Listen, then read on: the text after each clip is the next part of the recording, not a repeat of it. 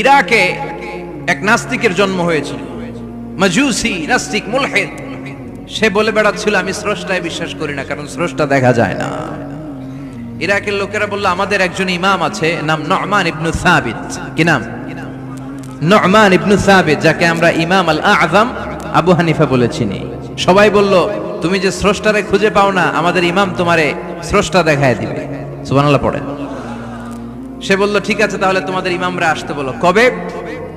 সামনের জুমাবারে ঠিক ভর দুপুরে, দুপুর 2টার দিকে জুমার নামাজের পরে আমিও আসবো, তোমার ইমামও আসবে, ডিবেট হবে।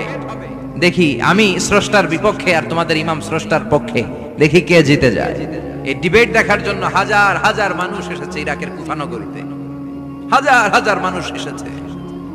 ওই নাস্তিকও এসেছে যে আল্লাহকে বিশ্বাস করে না, স্রষ্টাকে বিশ্বাস করে। সবাই এসেছে, আসে নাই শুধু ইমাম আবু হানিফা। নাস্তিক কয় তগো ইমাম ডরাই